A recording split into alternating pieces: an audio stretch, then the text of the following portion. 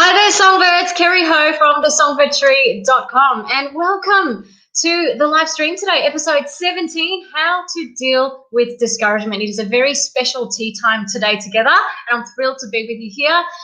Whether you're watching live or watching later, it's so good to have you here.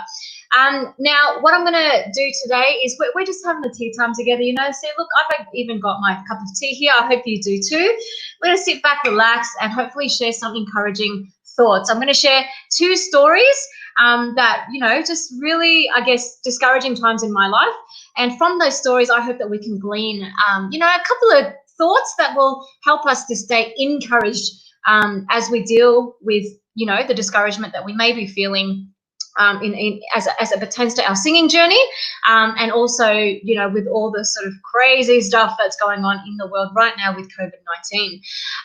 So that's what we're going to be doing today, and also would like to be, I want to share 5 different thoughts and then a final word of encouragement. So I also want to hear from you, songbirds. So as I'm sharing my story, if you're really resonating with it, if you're like, yeah, that's me, or you want to share, you know, even a bit of your own story, do feel free to comment, whether that's in the chat right now live or whether that's later if you're watching later. I'd love to hear from you. And you know what? We're in this together.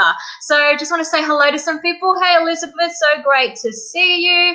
Hey, Corby Fox, yes, you came just in time. So good to see you. Hey, Karen, how you going?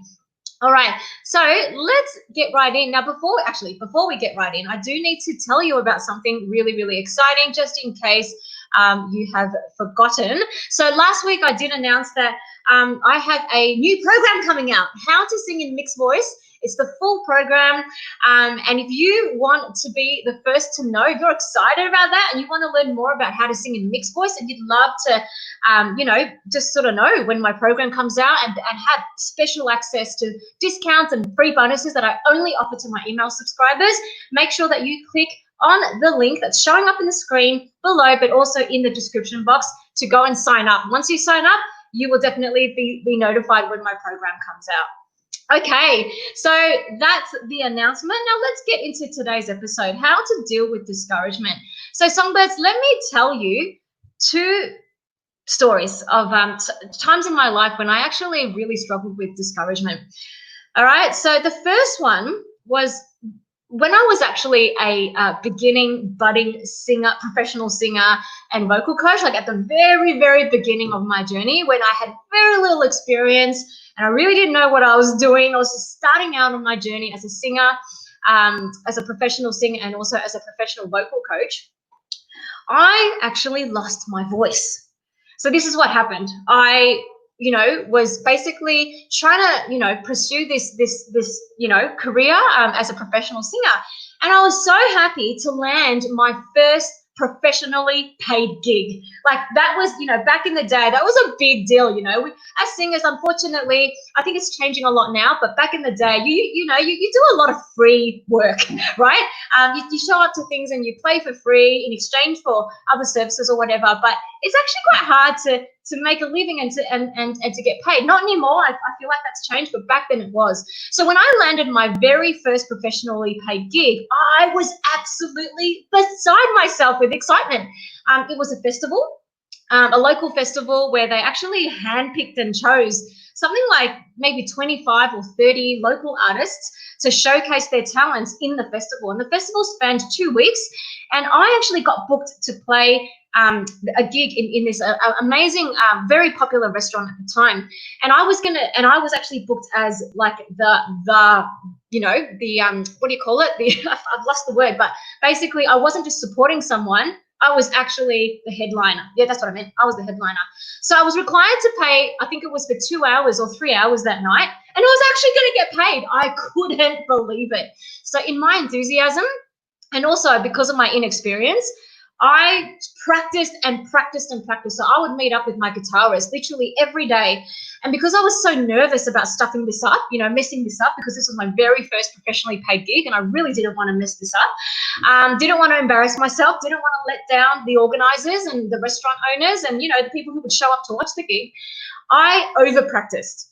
And because I over-practiced, you know, I was basically practicing a minimum 8 hours each day, every single day for weeks on end. I lost my voice. I actually got to a point where the muscles in my throat and everything just kind of went, sorry, no more. I can't handle this. Done. But I had a gig to play and they were going to pay me and I lost my voice. I was devastated. I didn't know what I was going to do. I was absolutely distraught. You know, at the time I was just like hating on myself because I was like, how could you let this happen? You know, and I was just really, really, really disappointed. Now, what actually happened is that somehow, I don't, you know, because my voice was so bad at the time, like I could barely croak out a couple of lines, but I couldn't actually cancel the gig because it was actually really soon. I'd lost my voice and let's just say the gig was next week or something like that. It was too late to find someone else and to all this stuff, right? And also I really wanted to do it, right? It was the first professionally paid gig. I didn't want to pass up on this opportunity. And so but because my voice was in such bad shape, there was no way I was going to be able to sing for 2 or 3 hours. There was just absolutely no way. I figured out that I could probably pull off one set, maybe about half an hour to 40 minutes. And then I would actually have to find other people, musicians that I knew, to be my support acts, right? I was supposed to be the whole act for the day, but I then ended up recruiting 2 or 3 other artists so that they could actually play as well, fill up the time. And then I ended up coming on last and I just did a very short 30-minute to 40-minute set. I barely got by that. And then after that, my voice was done for. My voice just went, forget it, done. I was super duper discouraged. Now, what ended up happening is, you know, I mean, I ended up going through about 3 or 4 months of vocal therapy to get my voice back in the shape, to learn how to use my voice properly again. And, you know, here's the thing, like this is after I've had years of vocal training, right? But, you know, because I just had overextended my voice, it was gone, you know? And I thought I was done for. I thought that's it. My career as a professional singer and a vocal coach is finished. I'm done. You know, I've only just started and now I'm going to be done. You know, that's how I felt, you know, and I cried so many tears. It was like I lost an arm or a leg or an eyeball or an ear or something. Like it really felt like I had lost a big part of me. Now, I ended up going through a journey of vocal therapy for about 3-4 months. And slowly, obviously you can see I can speak well now, and I can sing, and I obviously continue to do my work as a vocal coach and a professional singer, and I'm okay now. But that 3 to 4 months was such a discouraging time for me. Can you relate, songbirds? I don't know if any of you, you know, have ever sort of lost your voice or felt like, you know, getting hoarse or raspy or something like that, and have really been, you know, scared of just, can I ever sing again? I don't know if any of you have, you know, basically experienced that. But that's the first story that I wanted to tell you. The second story that I wanted to tell you is when I actually embarked on a career in music. You see, before all this started, right, I actually worked in the corporate world. I was not always a professional singer and vocal coach. Music's always been my passion and I've been studying it my whole life. But being a good Asian girl, I didn't pursue that straight away. You know, I actually thought I had to go and, you know, get a degree in commerce, go and do a respectable job, and I ended up landing a job in a big corporate company, and you know, and that's where I started my career. Now, when I decided that that was just not for me and that I needed to quit this and try music out, my parents were so mad at me, and I was still living with them at the time. They stopped talking to me for 3 months. It was kind of like being disowned in your own home. Right? Mum and dad just didn't understand it. They were like, what are you doing? You know, your corporate career is going really well. You're getting paid good money. You get to put on a suit every day, strut around with a briefcase and your high heels. What's wrong with that? Why do you need to go and be a singer or a vocal coach? You know, like they just didn't get it, you know. And I totally understand, like for them at the time, you know, it was out of love. You know, they didn't want to see me struggle. They didn't want to see me, I guess, have a difficult life. And to them, this corporate life was the easy life, you know, getting paid well, blah, blah, blah, secure job. But I, you know, I guess I defied their expectations, and it was a really tough time because I didn't have the support of my parents, who are obviously, you know, one of the most important people in my life. And two people that I seek to get approval from my whole entire life now just didn't want to speak to me. So that was so discouraging, you know. Every day I'd wake up and I'd be trying to, you know, sort of get this career going in music. And of course, everything that you start, it takes a long time, you know, and they just didn't get it. And it was really, really, really tough. Really, really tough, okay? So they're just two stories that I wanted to share with you so that you know that you're not alone, Songbird, when you do feel discouraged, okay? I'm just going to go and say hello to some of you guys, see what's happening in the comments, and then I'm going to share 5 thoughts that I hope will really help you in dealing with your own discouragement, okay? Hey, Virgie. Hey, Darren. Hey, Kathleen. So good to see you all. Hey, Anel and Abimbola. Good to see you. Hey, Marco. So good. Hey, Daniel. So good to see you all. This is incredible. It's really encouraging when I see you guys show up live. So thank you so much. Okay. All right. So back to my stories now. So what I learned in you know, these 2 experiences that were so seriously discouraging is, number 1, discouragement is a place we can camp for a little while, but it's not a dwelling place. So what do I mean by that? You know, when you go camping, you only go there for a week, maybe a couple of days, over a weekend or something, but you don't live there. You know, at the end of the day, you're going to return back home and that's where you live, right? So when we feel discouraged, it is absolutely okay to feel it, to feel all the feelings. You know what I mean? The sadness, let yourself cry the tears, let yourself mope in it for a little bit, right? But remember, it's a camping spot. It is not where you dwell. Because if you dwell in that place of discouragement, it's going to lead to worse places. It's going to lead to resentment. It's going to lead to bitterness. It's going to lead to, you know, low self-esteem and insecurity and fear and worry, you know. And if we go down that rabbit hole, that is not a healthy place to be. So I encourage you, Songbirds, when you feel discouraged, right, it is okay to acknowledge how you feel. It is okay to cry. It is okay to do all the things and feel all the feels, right? But just camp there and make sure you go back home, right? Do not make discouragement your dwelling place. Instead, and this leads to my second my second thought, make hope your dwelling place by remembering your why. You know, so when I was discouraged with those 2 stories that I told you about, right, I cried so many tears. It is absolutely not funny. Now, if I had stayed there, then that's it. I don't think I would have continued in my professional singing career or my professional vocal coach career. That would have ended right there. Probably would have gone back to my corporate job and just thought, okay, I can't do this anymore, you know. But I didn't, all right. I made hope my dwelling place. I decided that I was going to hope in the future, in a better future, where my voice would come back, where my voice would not only come back, but be stronger than ever. And also a future where my parents would support me in what I'm doing. And even if they didn't support me 100%, that I would still be able to pursue what I loved and use my gifts in such a way that really blessed people around the globe. And so I decided to make hope my dwelling place by remembering my why. I remembered why I did this. I remembered, why did you quit your corporate job in order to do music, right? It's because I really wanted to make a difference in the world by doing something that I was passionate about. You know, sharing the gift of music with the world. Same thing with, you know, why did I continue to go through vocal therapy for 3 or 4 months and just, you know, keep going and keep doing it and committing to it? Because I was like, I love to sing and so many other people love to sing and I don't want to stop sharing this gift. So because of that, instead of discouragement being my dwelling place, hope became my dwelling place. Now, does that mean that in that time I never felt discouraged? Of course not. I'm human and so are you. We're all human. We always, you know, there's always, you know, it's really normal when we feel discouraged during that time of trying to dwell in hope, you know. That is okay. That is so okay, right? But remember what I said, it's not somewhere we camp, right? It's not, it's only somewhere we camp. It's not our dwelling place. Our dwelling place must be hope by remembering why. So Songbird, why? Why do you sing?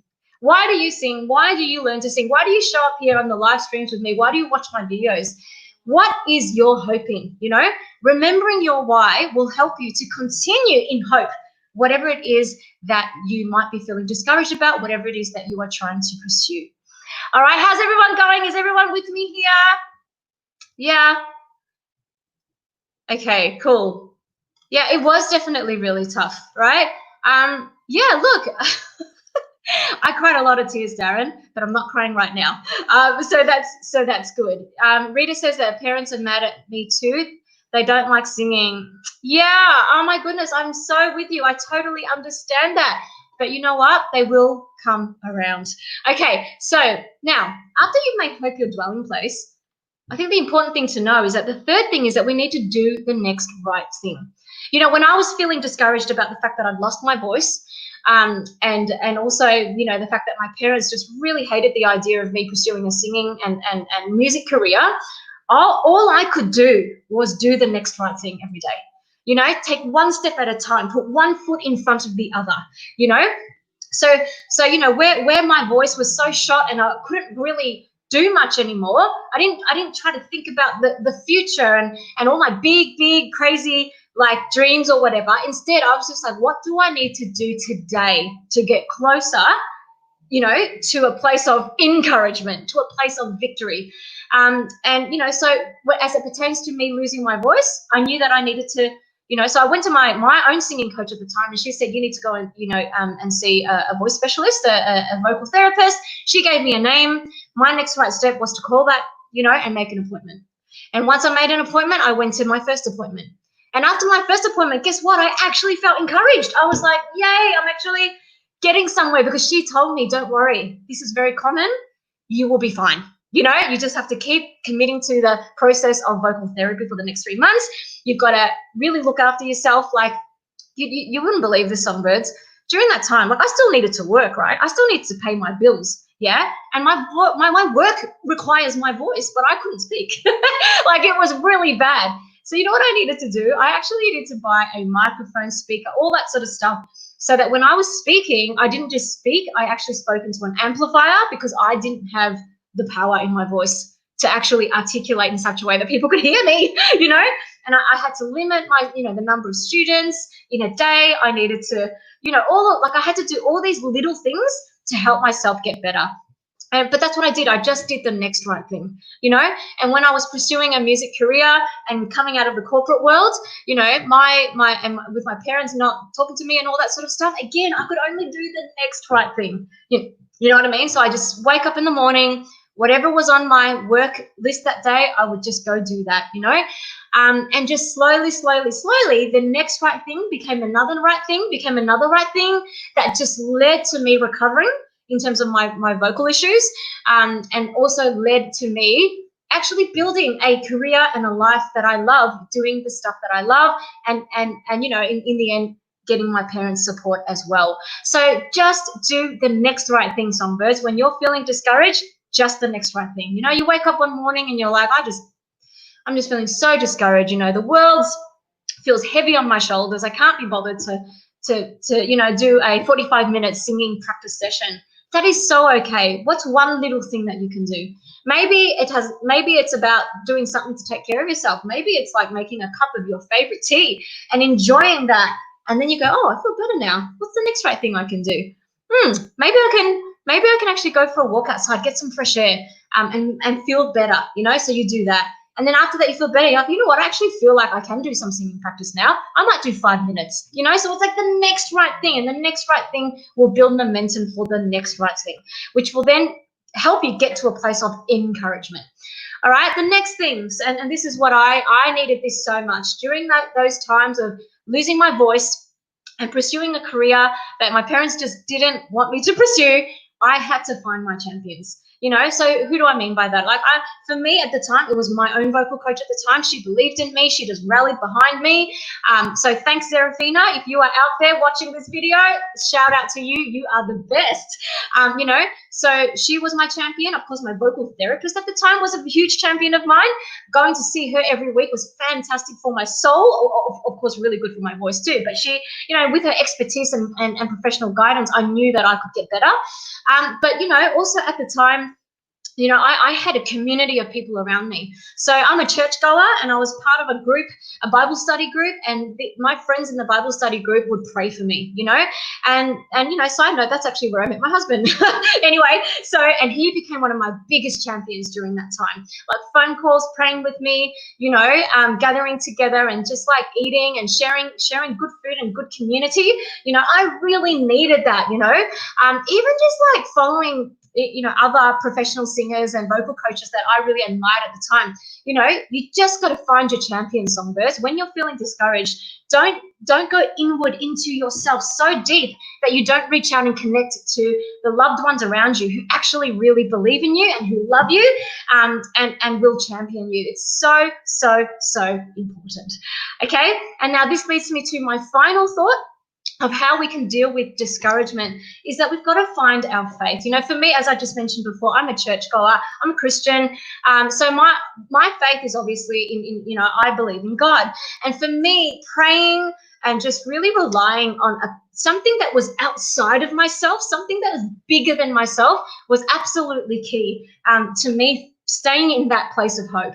Now I don't know what your beliefs are or anything like that, and I'm not trying to put my beliefs on you, but I wonder whether you can find your faith. What is bigger than yourself that you can actually lean on, that will help you through discouraging times. I encourage you to find that, because sometimes when we come to the end of ourselves, it is so hard to stay encouraged, because we're just flawed human beings. Like it's hard. Sometimes it's really hard to just lean on ourselves. You know what I mean? So we've got to find our champions, but we've also got to find our faith. So there you go, guys. 5 different thoughts that came out of my own life experience through voice loss and also pursuing a career in music, and that was a really hard and tough journey. So number 1, discouragement is a place where we camp for a little while, but it's not a dwelling place. Remember that. Instead, what you want to make your dwelling place is hope. Make hope your dwelling place by remembering your why. Why do you sing? Why do you do what you do? Remember that and make hope your dwelling place. Do the next right thing, whatever that little thing is. Doing the next right thing will give you momentum for the next right thing, which will then get you out of discouragement. Number 4, find your champions, the people around you who love you and value you and will, champion you on until the end. Find your faith, something bigger than yourself that you can lean on, to help you find encouragement in times of discouragement. I really hope that helps you, songbirds. So Kathleen asked, how long did it take to recover your voice completely? I think it was about 6 months in total that it took, but I remember needing to go through therapy for at least 3 to 4 months. It was a tough time in my life. Honestly, I thought I was done for, but no, here I am. Hey, Sue, good to see you. Yes, we've got to follow our passion. Darren's saying, wow, Evelyn's nodding, saying true. Well, I'm guessing. I'm guessing you're nodding. Karen, any particular scriptures that have helped you? So many. I can do all things through Christ who gives me strength. That his power is perfected in my weakness. Your grace is sufficient for you. Things like that have really, really, really helped me. Now I just want to end with a final encouraging thought, okay? So Songbird, I don't know where you find yourself today. I don't know where you find yourself in terms of how your heart is feeling, and especially in your journey as a singer. I wonder whether you've ever had anybody tell you, hey, keep your day job, or hey, maybe singing's not the thing for you. Maybe you should do something else. Maybe when you were younger, your mum or dad, probably not out of any bad intentions, actually told you that you couldn't sing. Maybe you're a seasoned performer and you've auditioned for so many things that you've just experienced so much rejection for. Maybe you've even auditioned for a choir or a worship team for church, and you've actually been told that you're not quite ready. Whatever it is that, where you might feel discouraged because you're not as far along as you want to be in your singing journey, or something has happened in your past that is really just stuck in your mind. It's a negative thing. It's something that's really made you feel just bad about yourself and really made you feel like you're not good enough to pursue singing. I really want to end with this. Songbird, no matter where you find yourself, you have to know this. You are enough, okay? You are good enough. It's really easy to let someone's, words put you down, or, our perceived lack of progress and, that frustration of that make us feel like we're just not good enough. And you know what? I've said this many times before on my channel. I was not born with what you would say is natural talent. I don't care. Natural talent is overrated. I worked so hard on my voice in order to be where I am today, where I can sing the way that I actually am proud of and where I can impart the truths and the knowledge to songbirds around the globe. It has been hard work, including my journey of voice loss and including fighting through, the voices around me and the society around me, which said music career is not safe. What are you doing? Do something more secure. I had to fight all that. And you know what? You can too. So the first thing you need to understand is that you are enough exactly where you are. Even if you're not exactly where you want to be as a singer, even if you're not exactly where you want to be, just as a human, we're all evolving, we're all growing, and we've just got to take that next right step towards our dreams. If you want to really sing the way that will really make you proud, then my goodness, work on your voice. It's all good. You just do the next right thing. Keep learning. Go and take lessons. Buy a singing program that's going to help you. Do whatever it is that is within your ability and your capability and your financial position to just learn, and that is going to be the thing that takes you forward, okay? But do not let your unbelief in yourself or someone else's words of unbelief on you make you stop pursuing your singing dream, okay? Because Songbird, you are enough. Okay, so that's basically what I wanted to end with. Now, don't go anywhere because I want to tell you about next week. And I also want to tell you again about some really, encouraging, exciting news. Evan Bowler, oh, thank you so much. I'm really glad that my story has been able to help you. So, guys, I really do hope that this has been an encouragement. Yeah. Hey, Honesty, good to see you. Yeah, so don't quit. Do not quit, people. Thanks, Darren. You're so generous. Okay, next week. Woohoo! All about singing with vibrato. Do not miss this one, guys. The link is showing up in the screen below. You can also click on the description box right now to set yourself a reminder. But join me exactly the same time, 8 p.m. on Monday EDT, which is 10 a.m. AEST in Australia. So basically, come back. I'm not even talking, Bobby. Come back. I will be taking us through some amazing exercises to help you develop your ability to sing with a natural vibrato that you're going to love, which is going to help you sing with so much depth and richness in your singing. So don't forget to click on the link below in the description box and set yourself a reminder for next week. Now, of course, as I was saying to you before, I've got a new program coming soon. How to sing in mixed voice and stop cracking, flipping, and straining. Sign up to be the first to know, right? And to also get access that I only give to my email subscribers to free bonuses and discounts. And I don't give this to anyone else except for my email subscribers. So you've got to make sure that you sign up. Just click on the link in the description box below. All right. Well, thank you so much, everybody. I am just so thrilled that you joined me today with our How to Deal with Discouragement Tea Time. I really hope it encouraged you. Now, always know that I am always believing in you. So, Songbird, why don't you get out there, get grounded, take flight, and sing. All right, take care, everybody. See you later, Songbirds. Love you all.